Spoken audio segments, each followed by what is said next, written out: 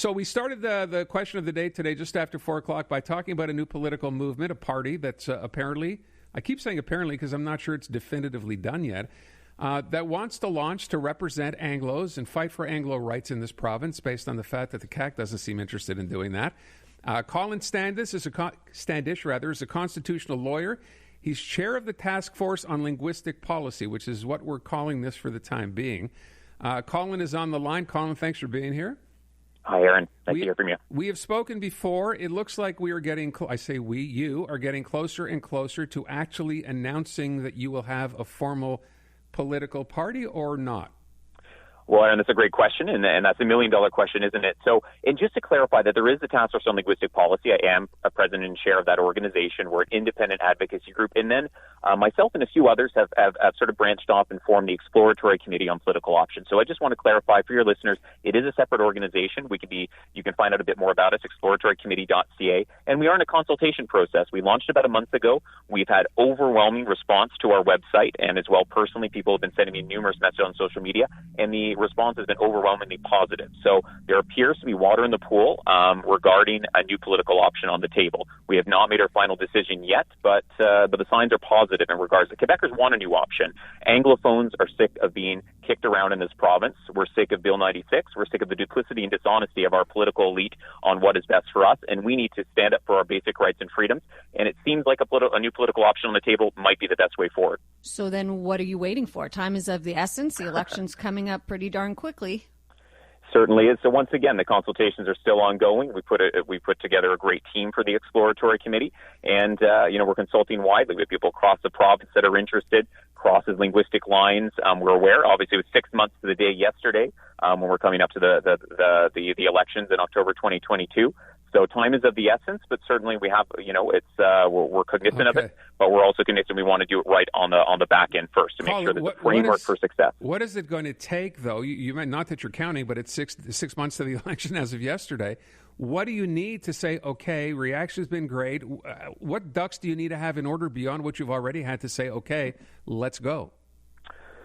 Certainly, once again, it's to make sure there's sufficient interest in the population for a new option at the table. The answer appears to be yes. And the PLQ, we see them gesticulating in public, but it really seems that the Madame Anglade, Mr. Birnbaum, and the PLQ and the Parti de Hub of Quebec are really sort of in a tailspin at this point in time.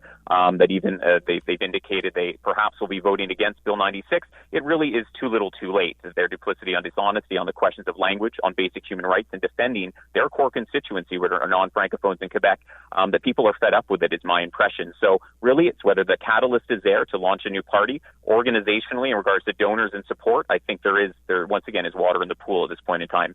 Are you leader of this party, and who else is on board? Once again, I'm the spokesperson at this point in time. So there are other individuals on board. So there will be another individual revealed this week.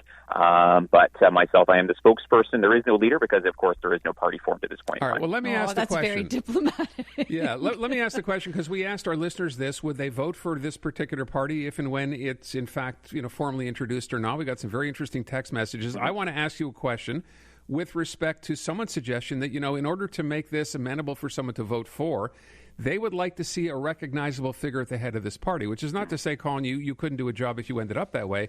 So Tom Mulcair's name was mentioned. Tom is not interested. What about someone like a Jean Charest, someone else suggested, or a David Hertel? Do you feel it's important for you to have someone like that heading this party? Once again, I think it really comes down to who can connect with Quebecers in a fundamental way on core policy points, on human rights, on language, and have credibility when it comes to the critical issues that define the political context at this point in time. So that's someone, hopefully, who has, once again, the credibility, will stick to the core principles, basic human rights and freedoms and language. So we don't have a name in mind necessarily. Okay, so. You're talking all around this. I'm asking you, so you don't have a name in mind, but do you feel that's important for you to actually have when you do decide to go ahead and launch? Do you need that to be successful? Mm-hmm. Once again, my answer is no. Not that it's not about just having a marquee name. It's really about a credible person who can be the front man for this movement. But ultimately, it's going to be about the Quebecers who believe in it. It's not so much about the person at the head of the party, I believe. Okay. I want to give you I want to give you a little bit of a sense of what listeners are saying. So Alexander says, I would 100% support an Anglo Rights Party over the Liberal Party. They no longer represent us. And then we got Scott in Ile Perrot who says, what a colossal waste of time and money. If you want change, you're better to spoil your vote rather, or not vote at all, than vote for a temper tantrum party. Anyway, it goes on, but you get the gist of that. And then he ends by saying, when did my fellow Anglos become such a whiny bunch? So how do you respond to Scott? And I appreciate the comments and concerns. We once again, we don't see ourselves as a group of angry phones or Equality Party 2.0. This is, once again, we want to have a principled party, once again, human rights, language rights to be critical to what we're doing, but we want it to have a broad messaging that francophones, newcomers, the Indigenous peoples throughout Quebec can buy into this party. We want it to have a constructive narrative, a forward thinking narrative. We want it to be focused as well on prosperity for all Quebecers, good governance. We want it to be something people can buy into in a constructive way, not just a protest party with sort of a flash in the pan, one election. This, once again, we want this to be a movement to define post-Queer Revolution Quebec. That's the intention here, not something that's temporary, something that will hopefully have perennity. Have you reached out to other provincial Liberal members? I mean, you talked about you're not Equality Party 2.0, but that, of course, was something that actually worked for the Equality Party 35 years ago, was getting some of those Liberal politicians on board. Have you had discussions with those now? I don't believe we've been in touch with the people you just mentioned. No. No. So you've not talked to any sitting provincial Liberal ministers now, members now? That is correct. Okay. Colin, when are you going to tell us the decision? Our decision's coming down the pipeline. There's not a formal timeline that I can share, publicly or privately at this point in time. Once again, 6 months from the election as of yesterday, so we still have work to do. The consultation process is ongoing. I've literally spoken to hundreds of people across the province. That anyone who signs up on the website, I'm actually personally calling as best I can and having those conversations. So people I've never met before from places in the province of Quebec that I've never been are sort of taking the words out of my mouth as often to what I say, in regards to language, to human rights, to no voice, no credible voice standing up for English speakers and all Quebecers at the National Assembly. There really is this groundswell of support for a new option at the table. That's the impression I'm getting. So we're going to keep on having those conversations before we make a thorough decision. Okay. Would you be interested in having Jean Charest head up the party? I mean, I think he's running for another federal party at this point in time, so I think he's pretty busy, is my impression. If he changes his mind, I mean, he was a provincial political animal, so what about if he was interested? Would you rule him out?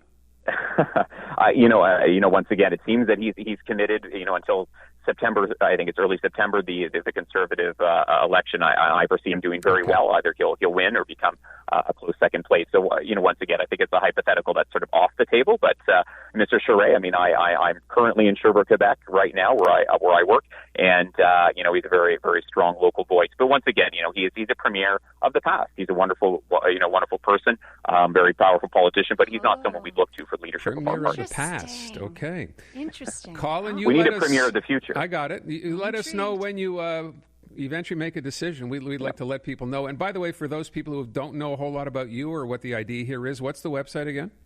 Yeah, so it's exploratorycommittee.ca. You can find out a bit more about the Exploratory Committee on Political Options for a potential new political party at the provincial level in October 2022. That's a lot of words. Colin, I thank you for the time. Appreciate it. We'll talk to you soon, I hope. Thanks so much, Aaron. Colin Thanks, Standish. There you go. What do you think? I think it's frustrating to not be able to get the answer, but clearly he's not in a position to give it just yet. Am I wrong? Does he sound a little like a local Pierre Poilievre? A little bit? I will refrain from commenting Very well. on that.